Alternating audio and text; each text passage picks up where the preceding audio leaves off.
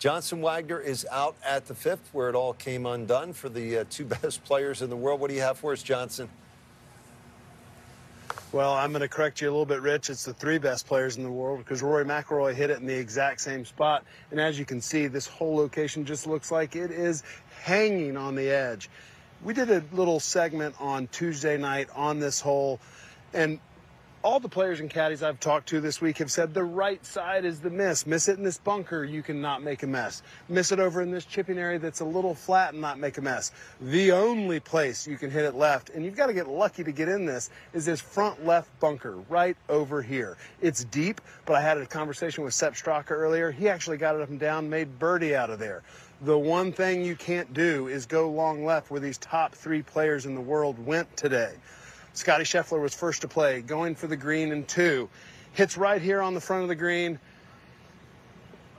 and rolls off this left edge. His ball, I mean, it took forever. It looked for a while, especially from the fairway, probably like it may stay on. It didn't stay on with a 3-wood. Rory McIlroy, second to play, going for the green in two. He hits it in the same spot, and it does the same exact thing. Catches this left edge, rolls down the green, or the fairway, plinkos off some love grass, wire grass, and then Xander Schauffele, who is our recent PGA champion, had to lay up. He hit the trees off the tee, hit an incredible layup shot to hit a 7-iron the green. His ball hit right here after seeing both other players go in the same spot. And to me, it just means, I don't know, I've played some tournament rounds here. It takes one time to miss it left to realize you don't ever want to go there again. So we've got three different lies here. Rory's actually hit a bush and stayed right on the edge of it, so I'll recreate that one. But when you come down here and look, there are footprints everywhere. There's divots everywhere. This one right here is in a divot. That looks nasty. What Scheffler did his first shot was he tried to take a wedge and bump it up this really steep face. Xander then tried to blast it like a bunker shot, and this sand does not react like the bunker sand does. It came out soft on both of them, and we saw what happened. Rory's was, I believe Rory's was right here, right up against this bush, so he didn't really have the option. I'm going to grab a couple clubs and show you what your options are. So I'm going to choose not to hit it out of this divot because I don't really want to. Let's present this lie here. It's sitting up. It looks like I can hit a fairly normal bunker shot, but what you cannot do is leave yourself in this situation. Tom Kim in the group in front missed it right of the green, lagged it up there and two-putted. So this sand, you are allowed to take a practice swing in the sand to feel it because it's considered native, waste area, not a bunker. And if you're going to err, you err to the far side. You cannot hit this shot again.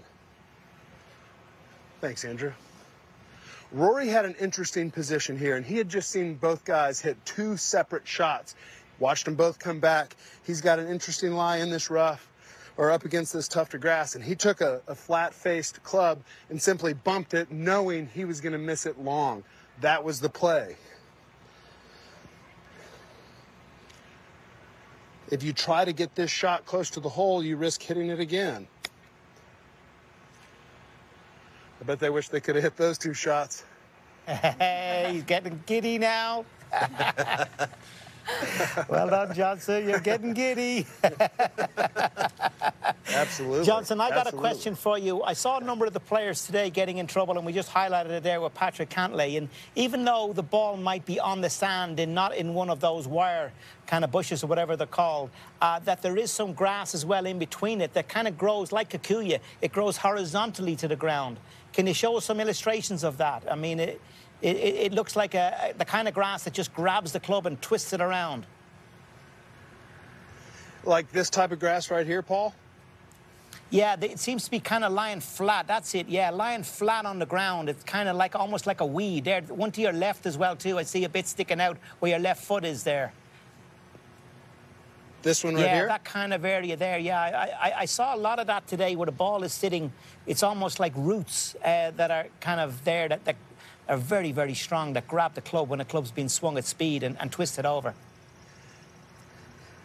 And in that situation, you have to take the double bogey out of play and play over to the safe side of the green, whatever that is. I thought Rory showed a tremendous amount of discipline today. Now, granted, he just saw two people, the two best players in the world, sort of make catastrophic mistakes on this hole where they both made double bogey, and he took short out of play and got it up and down and made a nice putt for his par. Patrick Cantlay comes to mind on 12. He tried to hit a 3-wood out of a sandy area, and it dumped out. And now, guys, like, I had a pretty good lie for that bunker shot, and I didn't know exactly how Rory's lie was sitting up against that wiregrass, but given the situation, like, I choose not to hit it here, and I doubt any of those three players or any of the countless players that hit it here today will make that same mistake again.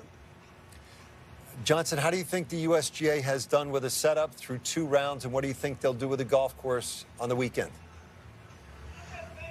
I think they've done a wonderful job. They've been out watering. I've seen them up here on top of me watering the 3rd green already. They've got a massive crew out here of maintenance from the Pinehurst Resort and a bunch of volunteers. I think they've done a great job not letting this golf course get away from them, at least Thursday, Friday. What I'd like to see is to see it just get a little bit spicier. Talking with some players after their rounds today, they're surprised that the USGA let the greens stay so soft, and we still have relatively high scoring.